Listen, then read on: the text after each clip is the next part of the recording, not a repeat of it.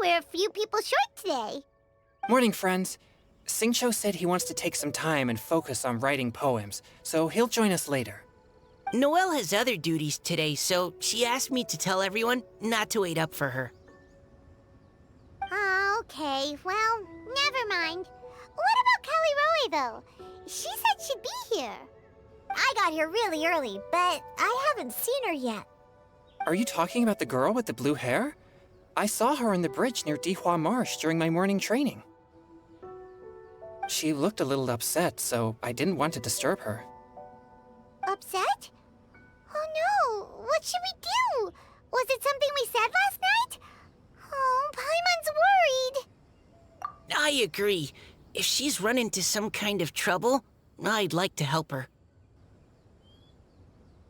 Huh? You're all going? Then I'm coming too. Shall we start with the bridge? We're all here a little early, so there should be time. Good idea. We'll be back in a jiffy. Oh, so this is the place? We ran into her here yesterday, too. She looked like something was weighing on her mind then as well.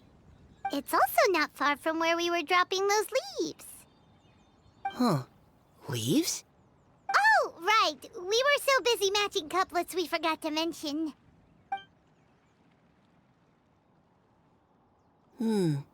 Interesting. I wonder, could Miss Callie Roy have been the one who wrote that poem on the leaf? What makes you say that? Oh, sorry. Nothing. Well, nothing concrete. Just a hunch, I guess. It's just, that poem on the leaf kinda gave me the same feeling as when I saw her yesterday. So much sadness. Now that you mention it, this is upstream from where we found the poem. Huh? Hey, look! Over there! Another leaf! Wow, you're right! And this one has writing on it too! After that leaf! It stopped. No! Whew! We finally caught it. Are the words still legible, or have they been washed out? Looks like the ink's intact. Let Paimon take a look at what it says.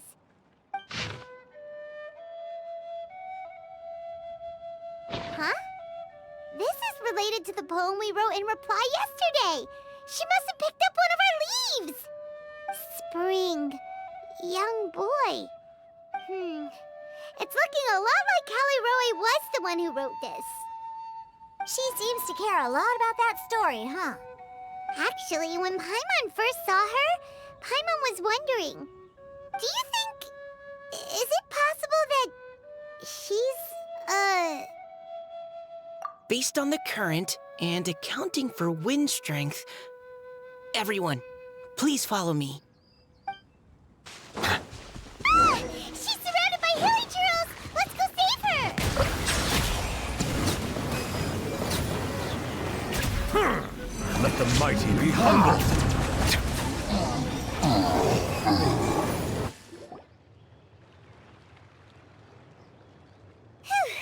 Callie Roe, are you okay?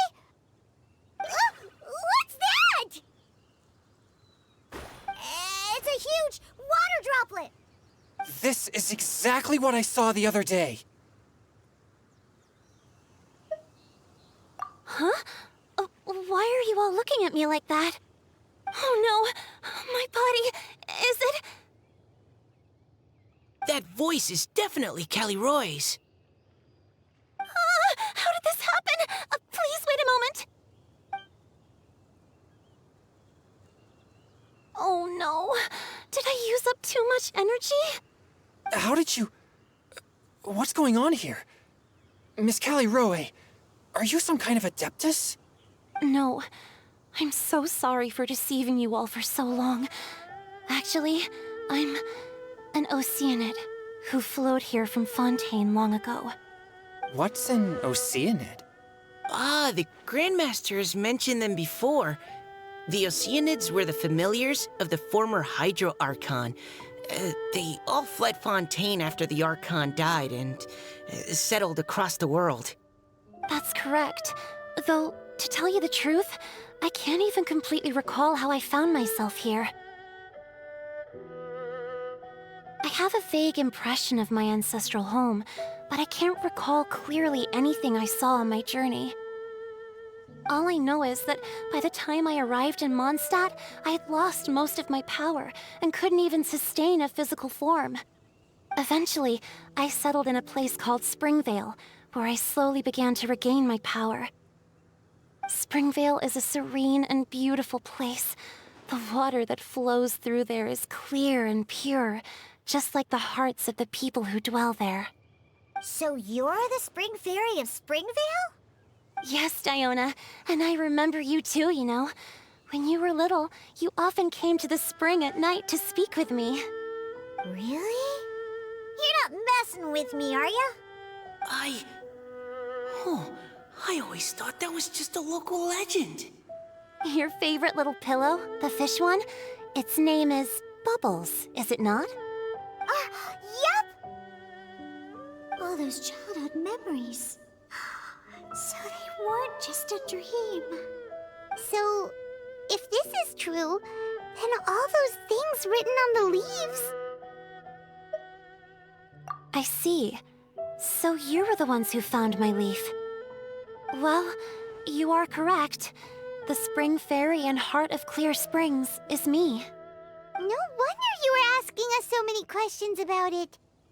So, the boy from the story... is Finch. I always loved listening to people's dreams, and still do to this day. Whether they're beautiful, sad, or filled with emotions I couldn't understand at the time. One night, a little boy came to the spring. The tears that fell from his face were more fragile than a moonbeam, and purer than the morning dew. I like humans, and wanted to understand them better. I also wanted to make sense of the feelings contained in his tears that were, then, a mystery to me. Yes, we often met under the stars, sharing our stories with one another. Sometimes, we'd stay up all night and see who would hear the first bird chirping from the boughs, or the first cicada of summer. Aw, that sounds lovely. But one day, just like the book says, I saw an emotion in Finch's eyes that I couldn't reciprocate. I felt out of my depth, in uncharted waters. But I knew all too well that we Lockfolk face a very different fate from that of humans. Whatever was happening, I didn't want it to lead to Finch writing a chapter of his life that he would later come to regret. So, I fled, and never appeared before him again. Oh, Callie Roy. My strength returns very slowly, and even after decades, I can only sustain a physical form for a very short time. I once hoped that Finch would be able to move on, and meet me when the stars in the night sky have all gone out. But after seeing so many people's stories, and hearing about all their dreams, I have gradually come to understand Finch's heart. This feeling of wanting to respond to his feelings is surging relentlessly in my chest, and I can no longer restrain it. But I'm also scared.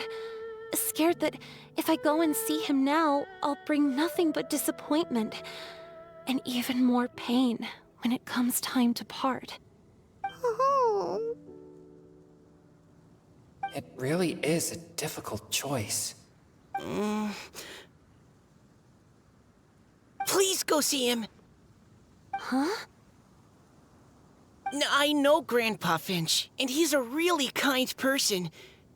When I was struggling to learn how to draw maps, he was always encouraging me, telling me not to give up, always keep trying, and get out there and have some adventures.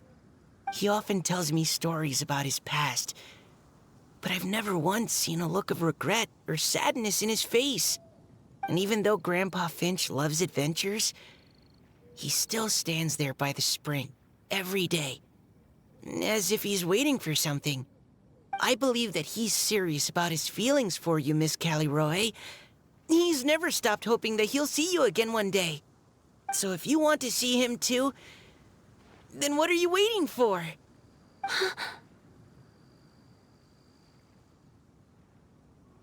Huh? Oh, sorry. I think I got a bit too excited and I just thought, well, it just sort of came out. I understand. That settles it. I've decided. I will go back and see Finch. You will? Amazing! That's great! But I'd like to ask all of you for some help. Sure. Just say the word. We'll help you any way we can. Would you come to Springvale with me and help to bring Finch to my side? I cannot maintain this form for much longer, and I'm worried others will see me how I was just before. Leave it to me. I'm really close with Grandpa Finch. Also, please keep Finch's in my secret. I wouldn't want Springvale's tranquil waters to become agitated on account of all this. Your secret is safe with me. I won't tell anyone. That's a promise. Great. I can't thank you all enough. What's wrong? Are you gonna turn back into a water droplet? No, I'm sorry. It's just that my mind's racing. As much as I want to talk to him again, I'm still worried that I won't have the words when the time comes. A poem?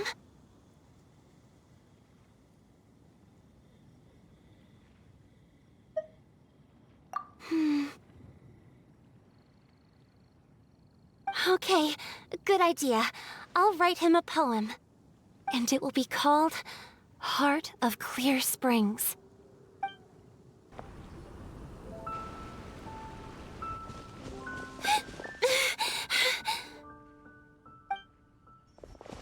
Are you okay? It's nothing. I'm just scared that I won't be able to maintain this form much longer. Okay, don't panic. Wait here, Callie Roe. I'll go fetch Grandpa Finch. Take it slow, Diona. Finch isn't a young man anymore. He's not as steady on his feet. I can still hold on a bit longer. Okay, stay strong. You can do it. Grandpa Finch! Is that Diona? You're back early today. Today's your special day, Grandpa Finch. Can you come with me? Oh? Well, where are we going? Over there, to the waterfall. Did you catch a nice little fishy? Just come with me already. This is extremely important. But I promised your father that I'd go to the... Grandpa Finch! All right, all right. No need to get worked up. I'm right behind you. That's more like it. Now come on, I'll help you. Draft's daughter is just like him when she's on a mission.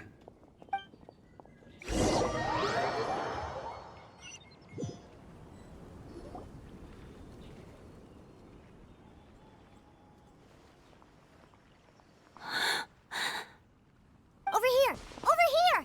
It's okay, Grandpa Finch. Take your time. What's all this? What are all these people doing here? Even Mika's here? How's work been going lately? And even some friends from abroad, if I'm not mistaken. You do know that today's not my birthday, don't you? Greetings, Mr. Finch. My name is Chong Yoon. We all met at the poetry gala, and... well, there's someone we'd like to introduce you to. Finch. That voice. Callie Roe. I didn't think you'd still remember. Oh, I remember. I remember all right. How could I ever forget? Although your appearance is different than I recall. Back then, you looked like you'd stepped right out of a fairy tale. But I'm one to talk. Of course, a fairy from a fairy tale can change forms. But in your eyes, I'm probably the one who's changed beyond all recognition.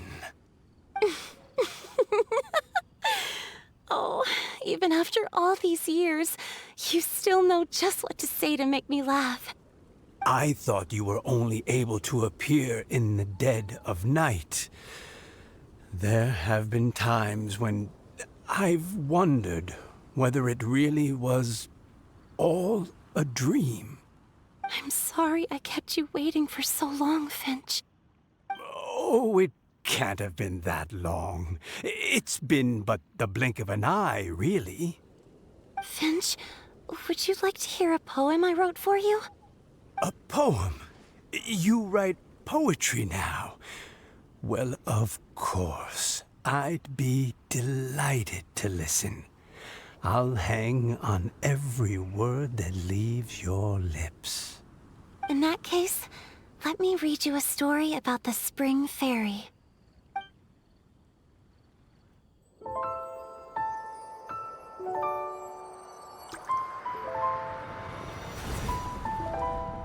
Far from my native land I roamed. In streams I slept, many seasons I met as the sun set and rose. I searched for a garden to call a home, and the moonlight ebbed as the water flowed. A soft breeze beckoned me unto a spring. Sleep, weary wanderer, your journey is over. May the dancing petals sweeten your slumber. At dawn, I hummed the melody of a distant stream, and the songs in the night serenaded my dreams. A boy's tender tears trembled through the water, stirring me more than any starlight sonata. He wove me a wreath from past petals and future buds. I crossed beyond the veil of dreams to the realm of flesh and blood. Look at the love that shines from his eager gaze. Answer the call of his heart, lest this moment go to waste. The kittens and fireflies invited my heartstrings to sing, but I was a stranger to the melody of mankind, and knew not how this tune should begin. As the river of dreams trickled into the ocean blue, every time a crystal fly flapped its wings, older it seemed he grew. But I learned to fathom human ways each stumbling step I took, and clouds of confusion became crystal clear in the vulnerable verse I wrote. As seed yearns for soil and trees for the sun, a once foreign melody inside my heart sung, and it cried out your name on every string it could strum. Now I give my dream to you. May it be in your slumber a sweet spring to quench your thirst. Now, I hand my heart to you, praying my belated promise might meet, still with your trust.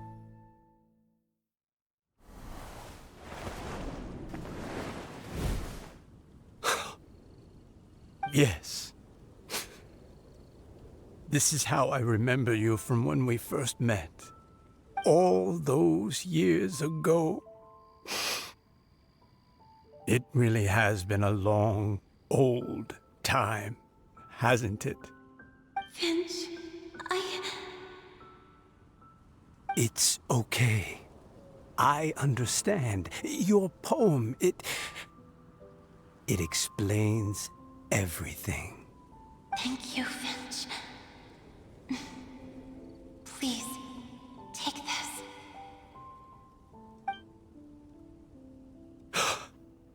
It's so beautiful. This is a drawing droplet of water condensed from my own power. Finch, I don't have a physical form like humans, and I can't stay by your side. I don't know how long it'll be before I can change back into human form again. But as long as this droplet remains with you, our hearts will always be connected, no matter the distance between us. I will always be one with the spring. From this day onwards, if you call me, I will meet you in your dreams.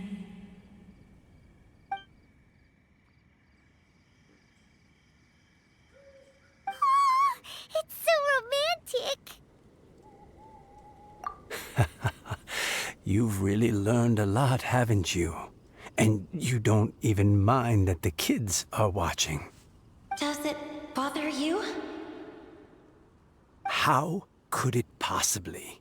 This is the happiest moment of my life. I just worry that once I go to sleep, I won't ever want to wake up again. Huh? Don't say that. I'm only joking. It seems that you still have much to learn. Is that right? Grandpa Finch and Kelly Rowie look so happy. Oh, what a perfect moment. Diona, thank you for fetching Finch for me. I've never forgotten you either. I used to chat with you a lot. Wasn't it ever annoying? Of course not. You are one of the truest friends I have in the entire world. That's why I gave you your gift, so that a part of me could always be with you. Huh? Wait. So is Diona's ability to mix delicious drinks from disgusting ingredients a blessing from this water spirit? And if so, is it also possible that my pure yang spirit is a gift from some being?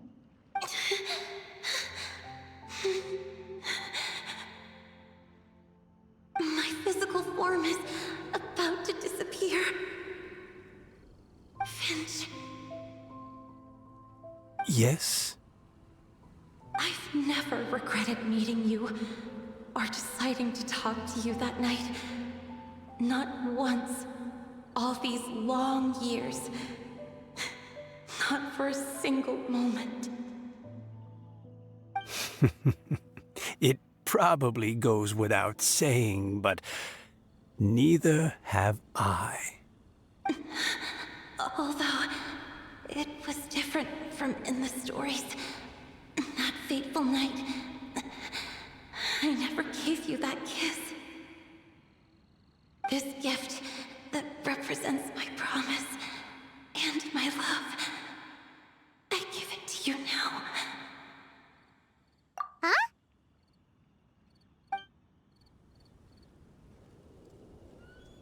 It's okay, everyone. She's gone now. What? But Paimon didn't get a chance to say goodbye. Grandpa Finch. Don't worry now. She hasn't gone far. Just like she said, she'll always be one with the spring. By our side and in our dreams. Oh? Hey, you're all back! And it looks like you're in much better spirits than before. Hu Tao's a step ahead. She's already talking about printing a poetry anthology. She said she can't wait for everyone's final words because I'm itching to pull the trigger. By which I assume she meant she eagerly anticipates receiving everyone's freestyle poetry submissions to help her close the deal. Where have you all been? I've been waiting here forever. Perhaps they lacked sufficient inspiration and wished to have an emergency communion with nature. And with any luck, I'll bet they heard some fine poetry along the way. Code Death Bard! Does this mean that right from the start you... Oh, right from the start,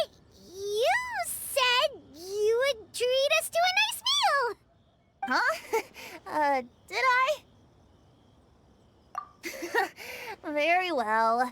Since the Traveler agrees, then it looks like I can't escape this time. Diona! Dear Diona, could I trouble you to fix us a couple of your delicious beverages? You wish. All right. Well, normally I'd never agree, but since I happen to be in a good mood today... Huh? So, just what have you guys been up to all this time? Why does it feel like there are some unspoken words hanging in the air here that everyone is privy to but myself? Really? Must be the breeze. You're reading way too much into it. Yeah, that's right. We're just, taking a walk. Inspiration walk, since it worked so well last time. So even Mika's in on it?